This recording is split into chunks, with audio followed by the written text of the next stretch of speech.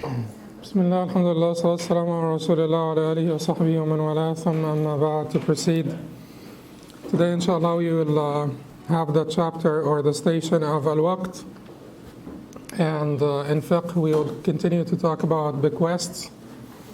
First, the station of al-waqt, inshallah. Imam al-Harawi rahimahullah ta'ala said in his book Manaazil As-Saa'ireen, Stations of the Wayfarers, Bab al-Waqt, the chapter on waqt or timeliness, and I'll talk about why I translated it as timeliness. He said, قال الله عز وجل ثم جئت على قدر يا موسى. Allah the Almighty said, then you came at the decreed time, O Moses. Then you came at the decreed time, O Moses. So the Shaykh starts by a verse in the Quran. That's his. That's what he does at the beginning of every station. And he chose this verse for the station of al-waqt. Waqt should be literally translated as time. Sometimes it's translated as the moment. But it is about timeliness anyway. It's about the appropriate time, and that's what the ayah is about. The ayah talks about coming at the appropriate time.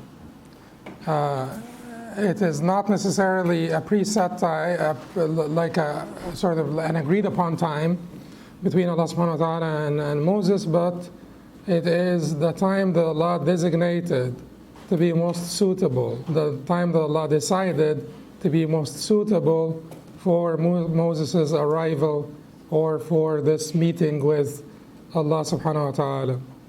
So timeliness is about, the most suitable time for doing a thing, or for the coming true of a decree, or something of that nature. Al-Waqt, the Shaykh said, is a name for the temporal boundaries in this respect. It is a name for three meanings at three levels. So al-waqt is a name for the temporal boundaries. You know that the two most important dimensions that we live in are what? The spatial and the temporal, space and time. These are the most two important dimensions we live in. Everything exists within these two dimensions, place and time. So substance exists in which dimension? Space. And events exist in which direction? Time. That is why time is defined to be the relationship between two events. Because how do you define time? What is time? It is the relationship in the definition of al-Mutakallimin. It is the relationship between two events. That's the only way that you can define time. The relationship between two events. What to say before, after, concurrently. That means you're talking about time. So time is a vehicle for events, like places are vehicles for substances. So he said time is a name for the temporal boundaries. Al-waqt, time, is a name for temporal boundaries. We chose timeliness for the translation, although, you can just translate this as time. Some may translate this as the moment, and they translate it as the moment because they do want to rightfully say that this is about living in the moment, capturing the moment, being aware of the moment, basically setting up fences between you and the past and the future. And they used to say, "Al-Sufi wal-Faqir ibn waqtih." The Sufi and the Faqir is basically the child of his moment, most occupied with this moment. This is not in a hedonistic sense for sure, because living in the moment could sometimes mean, to try to capture all the pleasures, sensual pleasures. and to live in the moment, to care not about the past or the future in the sense, in a hedonistic sense, but this is in a devotional sense, to basically have ihsan, to excel in your service of your Lord, and to think not about the past or the future because they are distractions, because you cannot influence or impact the past or future. You can only influence the moment. You could only be aware of the moment that you're living in now, the present. And the worst competitors are the future and the past, because they will always be in your way. So that is the past in terms of, causing you grief, and the future in terms of causing you an anxiety, and you can't influence them. So if you're unable to set up that fence between you and the past, which does not have to be an opaque fence, at times that fence needs to be transparent because you need to learn from the past, but there should be a fence because you can never go back. And if you can never go back, then it is of no use to basically waste your time. That's the most inefficient thing that you could do ever. Because if you're unable to live in the present and you're always living in the past, ruminating your grief, or you're living in the future, worrying about what will happen, then you will lose your life. Because your life is basically the combination of the presence. It is not about the past or the future that you cannot directly influence. It is only now. And if you think about it, there is only one time where the precepts and concepts are combined, where your sensation and thoughts are combined, where you're actually getting all the input, the sort of, philosophically they say it's the only time where forms and categories are combined. Forms, substance, categories, thoughts. This is the only time where they're combined. It is only the present time where you basically are receiving input through your senses. So you have to feel the present time. You have to feel your hand now. You have to feel your breath, your breathing. And this awareness of your feelings and awareness also of your thoughts is very helpful for your just being alive. And people can have different degrees of awareness. But time is really interesting, because out of the two dimensions that we're talking about place and time. Out of these two dimensions, which one is more important? Time is more important. Out of these two dimensions, time is the only point of contact between the forms and the categories, between sensibilities and thoughts, between what you sense and what you think. It is the only point of contact. That's why Kant said that, basically, when you think about how your senses, which are physical in nature, can be translated into thoughts, that point of contact between senses and thoughts, that has been a philosophical question through, for ages. Descartes, provided a very primitive answer to this.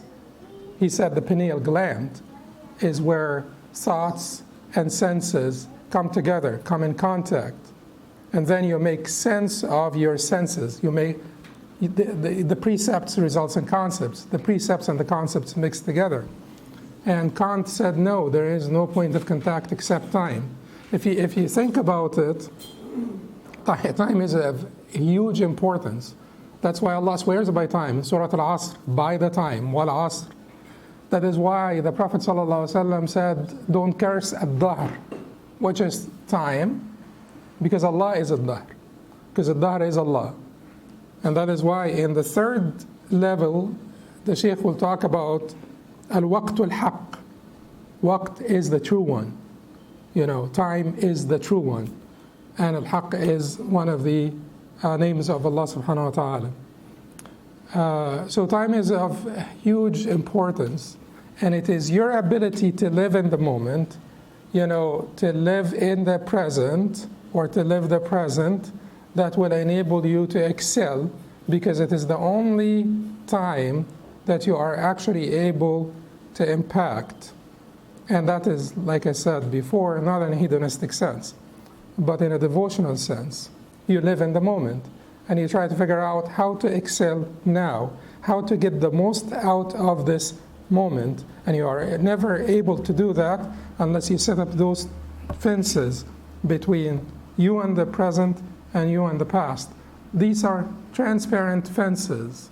Transparent fences meaning that they are not going to obstruct your vision, but they're going to prevent you from trying to basically step over into the future or the past when you cannot. You will only be thinking about the future and worrying about it, but you really can't influence it now. What you can do now is what you can do right now. So try to do this. That's why the Prophet ﷺ forbids us from basically eating while standing. If you want to eat, eat. This is the time for eating. Just do this. Eat. You will basically enjoy it better. Just eat. Don't eat while you're standing or while you're walking. Just give that time its due right. This is the time for your meal. Just sit down and eat. That's why the Prophet ﷺ told us not to pray while we feel the urge to go to the bathroom. That's why the Prophet ﷺ said no judge should basically entertain any cases when they are angry or thirsty or hungry, or they just, So it is about living, the present in that moment and trying to capture the most out of it. And in order for you to do that, you will have to be sort of prepared, ready. So sometimes walk to that station is also about preparedness. So it's about living in the moment, capturing the moment, preparedness, timeliness, readiness, appropriateness, also appropriateness of choosing the right time for the right thing, or doing the right thing at the right time. All of these meanings pertain to the station. But time is of huge importance. And when we say that it is the only time where the precepts and concepts come together, that's very important, because if you think about it, if you think about this, precepts and concepts. Precepts are whatever you receive through your senses. Concepts are whatever your thoughts, what you make out of things. And they're both extremely important. We've talked a bit before briefly about rationalists, and empiricists, how empiricists place more importance on the precepts, what you receive through your senses, and how the rationalists place more importance on concepts, your thoughts. But both are important. Precepts are important, concepts are important. In fact, Kant said precepts without concepts are blind, and concepts without precepts are empty. So the time is the only place, is the only vehicle, is the only dimension where they can come together. So if you train yourself to live in the present moment, you will not have grief or worries, right? Because you will set up that fence between you and the past. And you will realize that whatever happened to you yesterday, whatever loss you've suffered last week, you already have that fence. There is no going back. There is no need to ruminate your grief.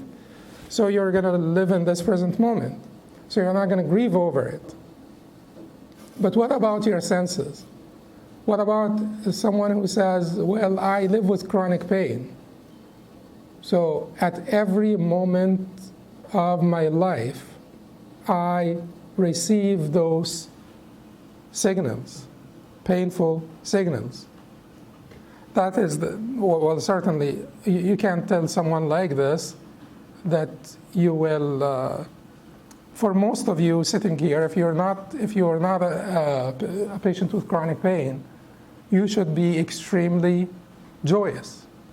You're sitting in, good weather. You're doing whatever you needed to do this morning, which is to listen to this lecture. You're breathing great. Everybody's aware of this. Okay. But what about if you have chronic pain? So now, while I am saying all of this, you are sort of receiving pain signals. That is when we talk about precepts and concepts. The precept is the chronic pain, and we can't deny that. And it is certainly, distressful. But then, what about the importance of concepts? Because precepts without concepts are blind. If you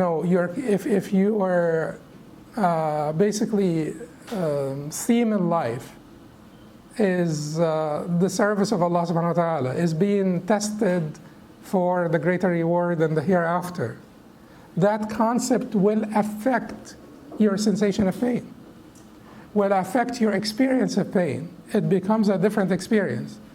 We cannot say that you're going to be giddy and cheerful, and not you could be cheerful, but it's not like there is no pain. But will it make a huge difference on your perspective of that pain, on your experience of that pain? If someone believes that, life is it, and they have chronic pain, isn't that devastating? Because this is it, and I'm living a life of pain.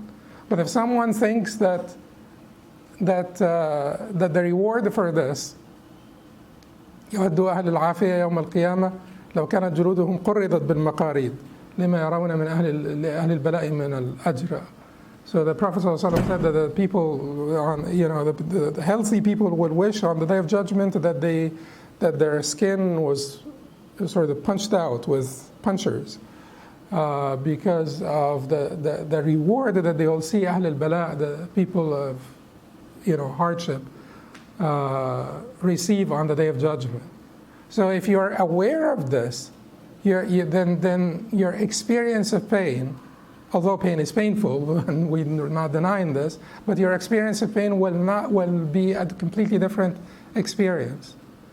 That's where concepts affect precepts. So if you have the right concepts and you understand that you can only impact the present, then you will make the most out of this present. You will live the present. You will not ruminate your grief.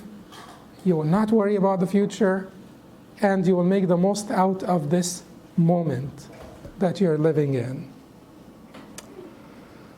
So time is of extreme importance. Time is a name for the temporal boundaries in this respect. And in this respect means in what respect? In the respect of tazkiyah, in the respect of the purification, in the respect of tasawwuf, he means.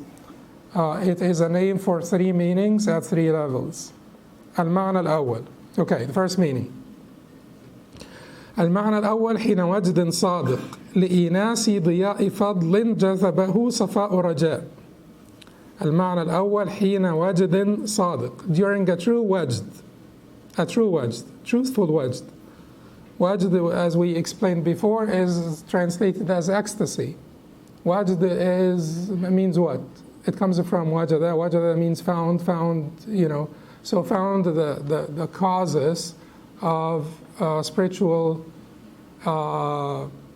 joy, rapture, and it's not always joy. It could be a variety of feelings, So it depends on the spiritual imports. If you are feeling more than His Majesty, then the wajd, the spiritual feeling, would be one of fear, restlessness. If you're feeling more His beauty, then it will be feelings of contentment and joy, pleasure, ecstasy. Okay, so he's talking about the moment. One of the definitions of the moment is that this is basically a time where you have intense feelings. So you're hyper aware. You are hyper aware. You're living the moment because you have wajd. You have intense feelings. Most of the time, people have very limited feelings. They're just there. You're just there. You're not even paying attention to the fact that you're breathing or anything. You're just there. Most of the time, you're sitting there thinking about what you will do tomorrow, not thinking about the present, or not basically making any use of the present, thinking about the past, thinking about the future, and so on.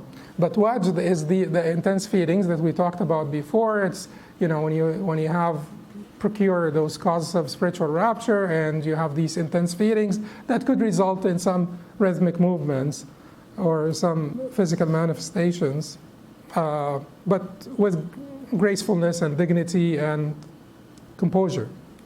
So he's talking about this wajd. Why is he talking about the wajd for living in the moment? Because of the intense feelings, because he wants you to be aware, even hyper aware. And when you have this wajd, you have these intense spiritual feelings, you are hyper alive. So he says, حين وجد صادق, during a true wajd, resulting from experiencing لإيناس ضياء فضل جذبه صفاء رجاء, experiencing the glow of grace brought by pure hope.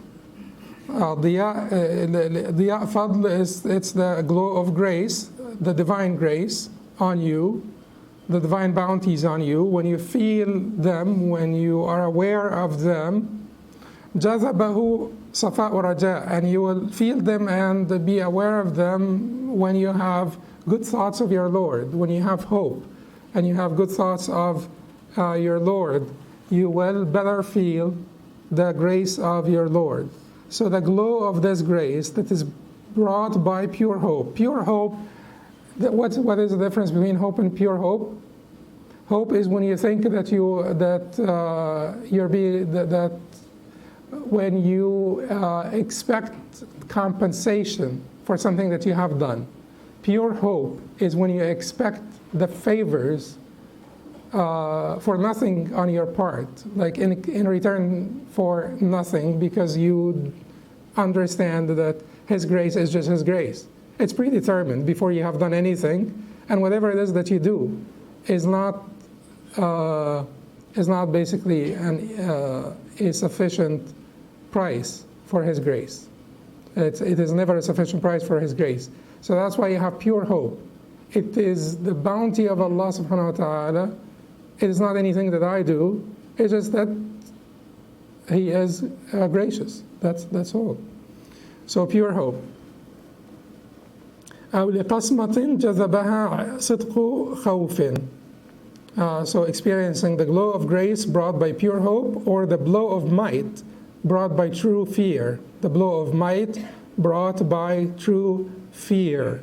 Qasma is the blow of might brought by جذبها صدق خوف, true fear.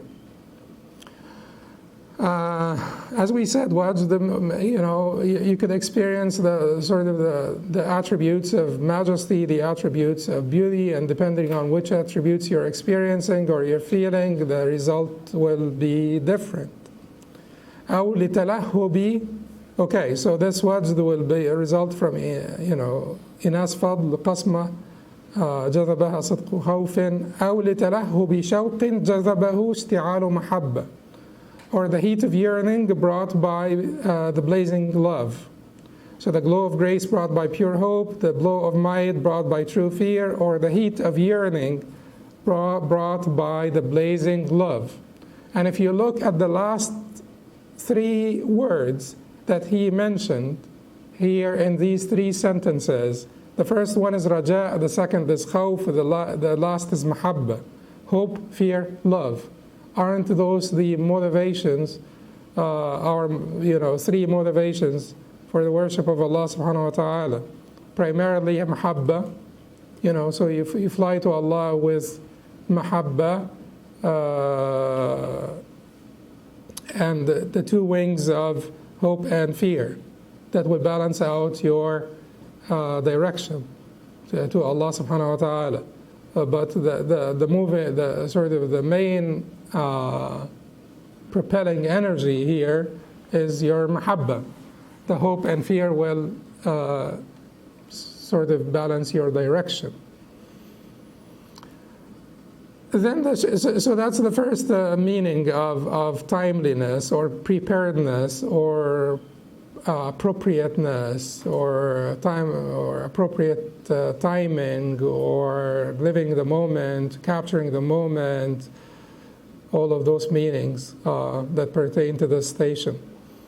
Then he said, وَالْمَعْنَى الثَّانِي اسم لطريق سالك يسير بين تمكن وتلون لكنه إلى التمكن ما هو يسلك الحال ويلتفت إلى العلم فالعلم يشغله في حين والحال يحمله في حين فبلاؤه بينهما. He said, والمعنى الثالث اسم لطريق سالك. The second meaning pertains to the path of a traveler. يسير بين تمكن وتلون, moving between establishment and variability. لكنه إلى التمكن ما هو يسلك الحال ويلتفت إلى العلم. But he is closer to establishment, walking down the road of hal, spiritual state, and paying attention to knowledge. فالعلم يشغله في حين والحال يحمله في حين. The knowledge occupies him at times and the hal carries him at times. فبلاؤه بينهما. His dilemma between them causes him to, and then he will talk about what the results of this, the results of this condition. So he says the second meaning pertains to the path of a traveler moving between establishment and variability. But he's closer to establishment, walking down the road of hal, spiritual state, and paying attention to knowledge. The knowledge occupies him at times, and the hal carries him at times. His dilemma between them causes him to, and then he'll talk about the results. So, okay. So he's talking here about someone who's walking between tamakkun and talawun. Tamakkun is establishment. Talawun comes from lawun, which is color, So he's talking about because different colors. We're always having different occupations, different willings, and different volitions, and different occupations. We are in a state of talawun by nature of our humanity, but also not by nature of our humanity, by the divine command as well, because you have to basically do what Allah demands of you at different times, because He does not demand of you one thing at all times. When it is time for qirat daif, for hosting the guest, then that should be your occupation. When it is time for the salah, that should be your occupation. When it is time to tend to your family and to their needs, that is basically your occupation. So that is talawun, right? Variability, because we are human, where we don't stay in one state. Tamakkun is establishment, is where tamakkun usually refers to your state of togetherness with Allah subhanahu wa ta'ala, your state of togetherness with Allah. For the Shaykh, the highest would be fana, the complete absorption into the divine, where you don't feel your presence anymore, or you don't behold your presence anymore. But as we said, fana is not necessary. It is not the highest station. You could always combine between talawun and tamakkun, not between talawun and tamakkun, but between your togetherness with Allah and your variability of occupations. Your variability of occupation should not prevent you from being together with Allah all the time. And that is what Ibn Qayyim points out. There should be no reason to create a conflict between the hal and ilm, between the spiritual state and the demands of knowledge. There should be no reason to say that there is a conflict, although they are not synonymous, and they are not mutually inclusive either. People of great hal may not have that much knowledge. They may be spiritually advanced. They may be, devoted to Allah subhanahu wa ta'ala to a great, great extent, much more than many, many, many scholars. We're not talking about two things that are mutually inclusive here. Hal is different from ilm. And the same applies to ilm. There are many scholars who may not be particularly attentive to their inner state.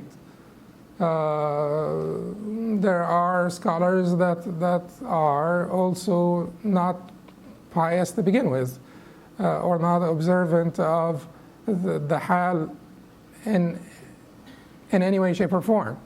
So it is obvious that hal and ilm, the spiritual state, the inner state, and ilm are not synonymous, right? They're not mutually inclusive, but they are not mutually exclusive either. Contrarily, they should, if there is any type of relationship between them, it's a symbiotic, synergistic relationship. The good hal should entice you to learn about your Lord and His pleasures. And the good ilm should motivate you to improve your inner state, and should not only motivate you to improve your inner state, but should also give you the tools to do it in the proper way. Because you can't please Allah except with what Allah had, decreed that it would be pleasing to Him. And to know how to please Him, you need to learn about His pleasures and what is the most appropriate way. And if you don't follow the Prophet ﷺ or his prescription, then you may be trying. But there is a difference between someone who's trying with knowledge and basira and insight and someone who's not. So they're not mutually exclusive or inclusive. They have this sort of symbiotic relationship. And that is what we should always think of hal and ilm. But the Shaykh is saying that because ilm would motivate you to respond to the demands of the time. This is the proper time for this is the proper time for that. Hal would pull you to your togetherness with Allah subhanahu wa ta'ala. So if you completely surrender to your hal, you'll be in seclusion, doing dhikr and absorbed into your dhikr and your union with Allah subhanahu wa ta'ala in the Sunni sense. The vanishing of your will into His will, your absorption, the absorption of your shuhud, the absorption of, or the vanishing, annihilation of all of the perceptions except your perception of the divine, because all of the contingent things become so insignificant in your perception, and your perception of the divine makes them vanish. Any comparison between the infinite and the finite will make the finite, like a zero, like vanish in your perception. So anyway, but that is what hal pulls you towards. But ilm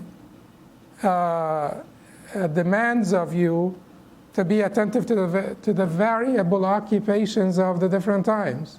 So you're walking between, the Shaykh is saying that you're walking down the road of hal, paying attention to ilm, because you are seeking to get the establishment. And it is not like you're walking down the road of ilm paying attention to hal. You're walking down the road of hal paying attention to ilm. And can we justify this? We have to say, please let us never create a conflict between hal and ilm. No conflict. Let us understand the difference between hal and ilm, but never create a conflict between them, because a conflict between them could result in complete zandaqah or blasphemy. a conflict between them could result in complete blasphemy. Why? Because if you say that there is a conflict, then you'll give up on ilm, you'll give up on the sunnah, you'll give up on adherence to the sunnah, you'll just be with your hal, your spiritual state. Whatever procures greater imports for you, that's what you follow. And at one time, you may be doing things that are completely unprescribed, completely, unprecedented, because you feel, and those feelings could be just awham. They could be mere feelings, not true imports from the divine. They could even be imports from the shaitan, to further misguide you into what you're doing. So a conflict between hal and ilm could lead to blasphemy, so let's never create the conflict between hal and ilm. Let us be aware of the difference between hal and ilm and never create a conflict. But can we justify the statement that you're walking down the road of hal, paying attention to ilm, you're not walking down the road of ilm, paying attention to hal? Can you justify that statement? Yes. Because what is the objective? Ilm or hal? Hal is the objective, ilm is the tool. Ilm is the necessary tool, but hal is the objective. Is ilm the objective? You say the ilm in the terms of your awareness of Allah, your awareness of the divine is an objective, your awareness of the divine. But ilm in terms of the technical sense, not your awareness, your inner awareness of the divine, but ilm in terms of not ma'rifah, the inner, but ilm in terms of the technical sense. Whatever we will discuss today when we talk about the chapter of bequests, is this the tool or the objective? It is the tool. And then the objective is your closeness to Allah, is your nearness to Allah subhanahu wa ta'ala, and so on. So yes, it makes sense, given that we do not create a conflict, given that we do not feel that they are mutually exclusive, or that there is a conflict between them, there is congruity, there is synergy between them, even though they are somewhat different.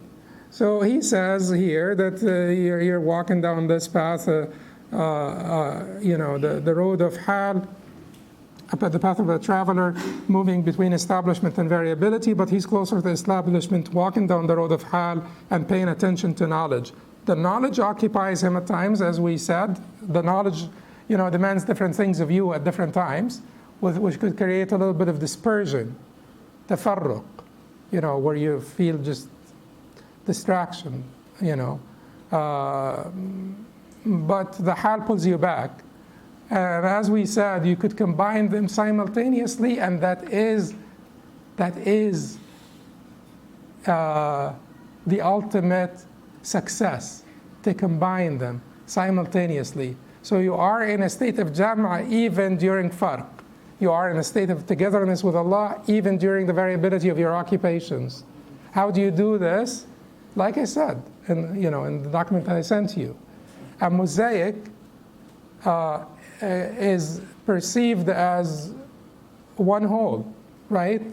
Even though it has different colors and pieces. Why? Because it has one theme. As long as it has one theme, it is perceived as one whole, one sound whole, despite the different colors and pieces, because it has one theme. And if you make the theme of your life, إن صلاتي ونسكي ومحياي ومماتي لله رب العالمين, then you can combine the jam' and farq together. If the theme of your life, my prayer, my offerings, my living, and my dying are all for Allah, the Lord of the worlds, then that's the theme of your life. Then the variability of your occupations will be within this context. That is the governing theme of your life. So whenever you are working, if you're at your restaurant, if you're an architect, if you're like whatever job you're doing, even at work, you're doing with perfection because you because you're watching, because that's what you should be doing as a Muslim, itqan and ihsan and so on. And you understand that it is important that you sort of project the right image, and you understand that you're doing this for your kids and your household, or you are trying to earn a wholesome living because you do not want to earn haram, and you want to stay away from haram, and so on and so forth. So that the theme here of your life that is dictating what you're doing at this moment is inna salati wa nusuki wa mahyaya wa mamati lillahi rabbil alameen. My prayer and my offerings, my living and my dying are all for Allah. So despite the variability of the occupations, are you together with Allah? Yes, you are. You could continue to be, but certainly you want to continue to be mindful of Allah. That's why mindfulness of Allah all the time, the zikr of your heart, the remembrance of your heart, even though if you're not engaged in, verbal remembrance by the tongue, but the zikr of your heart means what?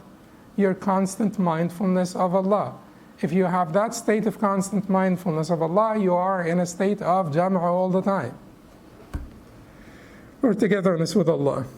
So the Shaykh says, because the hal and the ilm are two different things, and the Shaykh said he's having this dilemma between them, paying attention to ilm and paying attention to hal.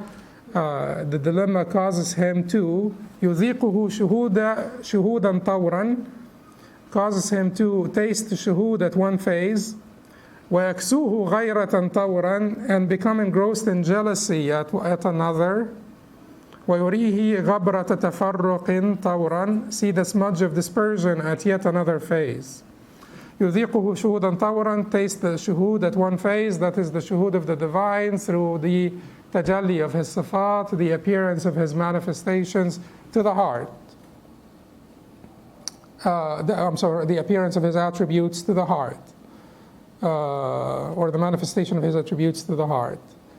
وَيَكْسُوهُ غَيْرَةً طَوْرًا, become engrossed in jealousy at another, that is the jealousy of people who surpassed you in their hal. Because you are, the dilemma, you are between the ilm and the hal. And sometimes you pay more attention to ilm and people surpass you in hal. And then you look at those people and you are jealous because they surpassed you in hal.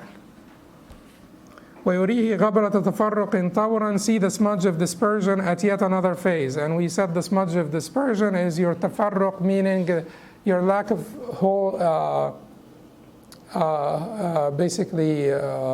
wholeness, togetherness with Allah subhanahu wa ta'ala, because of your variability of occupations, and we did talk enough about that. Then he said, al-ma'na al-thalith, the last, and the last one we will go over it quickly because you understand what the Shaykh has been talking about since the beginning. He's talking about, he's dedicating this third phase to fana, to annihilations. We said fana is not a necessary bridge to baqa, subsistence with Allah, for Allah, by Allah, which is the highest station, which is the station of the Sahaba, radwanullahi alayhim. Where they combined between jama' and farq, and they combined between hal and ilm, and they combined between the interior and exterior, and combined between everything seamlessly and harmoniously. Baqa is the highest station to subsist with Allah, by Allah, for Allah, and fana is not necessary. So that is why I will go over this particular phase, but certainly you cannot get to the baqa except with seeking the moderate Sunni understanding of fana, which is basically your perception of the divine will make your perception of everything else fade out. So you're always observant of the divine, paying attention to the divine. And the other one is that's fana al-shuhud, and fana al-iradat is that your will vanish, not necessarily vanish, but will conform to his will as if it vanished. That as if is extremely important. That is the distinction, because the vanishing of your will means that you are not existent as an entity You're not existent as a being. Two wills means two beings. One will means one being. And we are not God, and the divine is not his. There is a creator and there is a creation, and they are different from each other. So therefore, your will never vanish, in the sense of just having no will whatsoever. If there is someone prostrating before someone else, we're having two different wills. And if you continue to prostrate, hopefully until you die, before your Lord, then we're talking about two different wills. But that will is conforming to the other will. That will is conforming to the other will. And that conformity is that sort of, we could say that it all as if it vanished. Your will vanished because it never is basically disharmonious or in conflict with his will, subhanahu wa ta'ala. The Shaykh said, وَالْمَعْنَى الثَّالِث قَالُوا الْوَقْتُ الْحَقِّ. The third meaning, they said, time is the true one. Usually they use al-haq, I explained this before, because they want to say that everything else is, all contingent beings are not the true one, the origin, the first cause, and the final cause.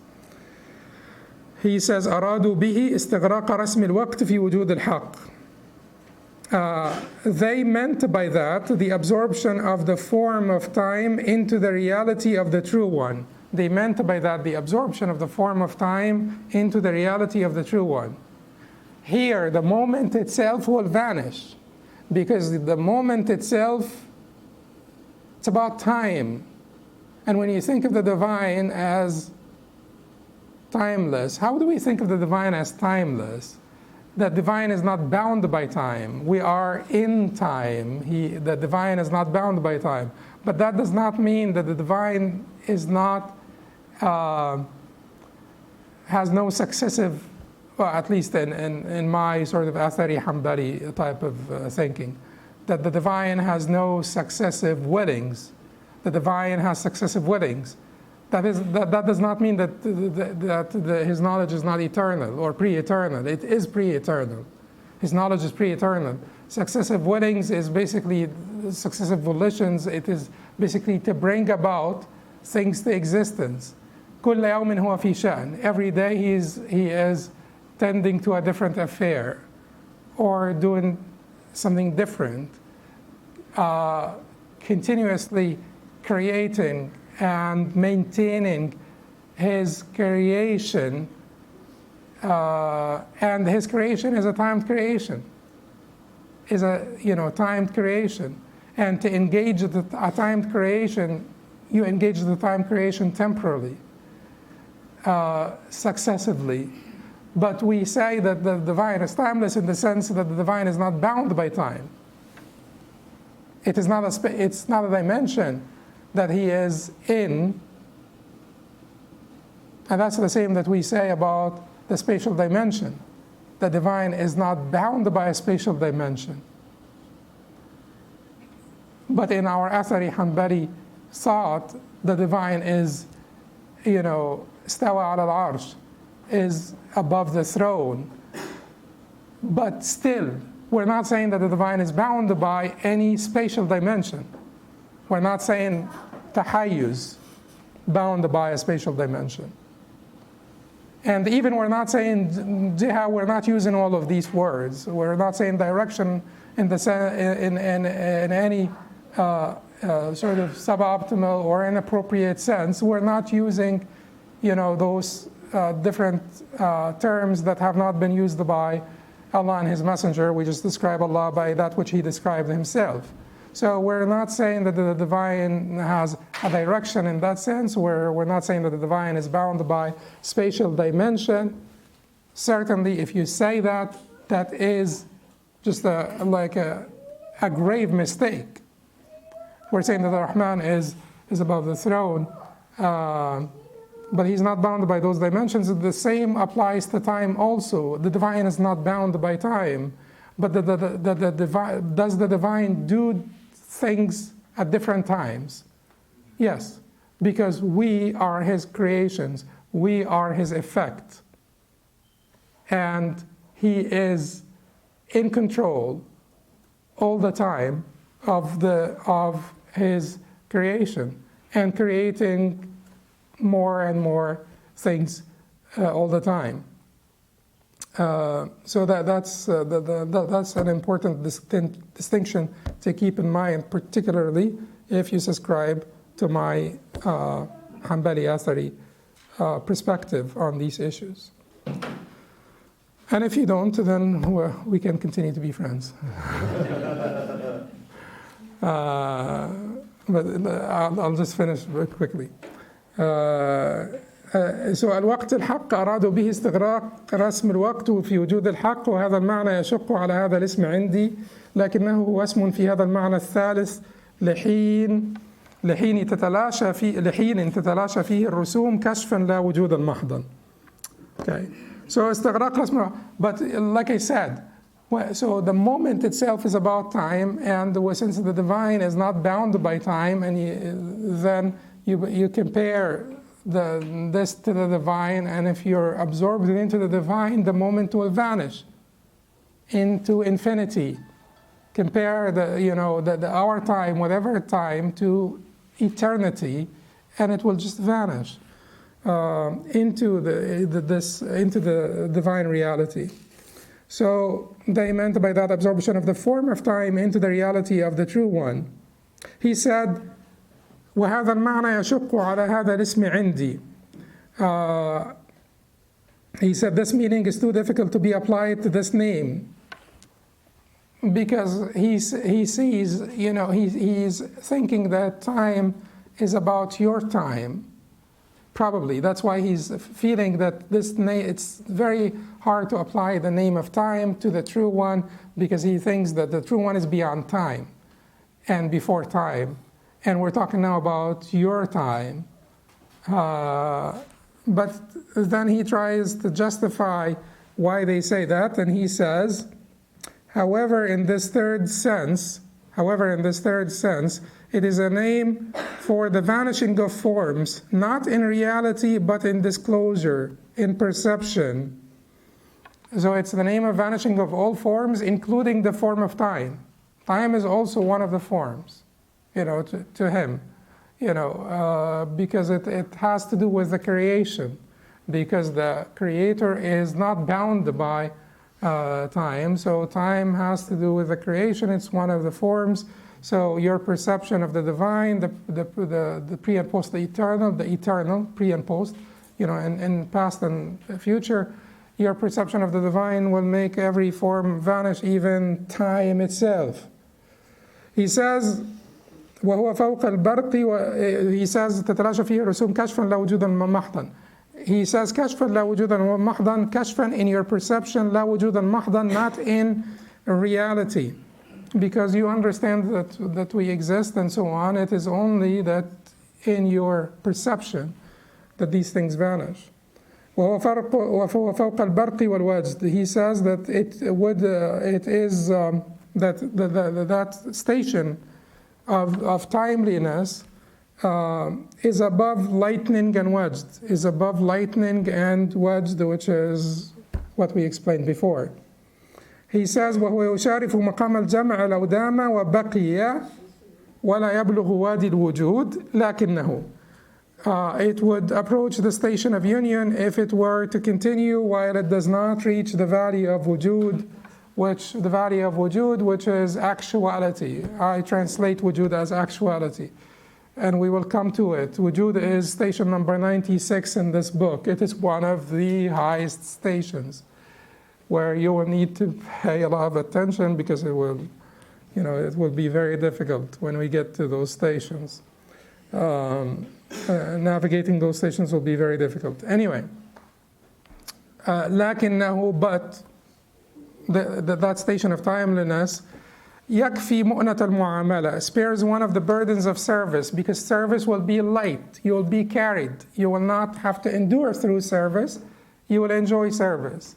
It will not take from your energy. It will provide you with energy. The service of your Lord.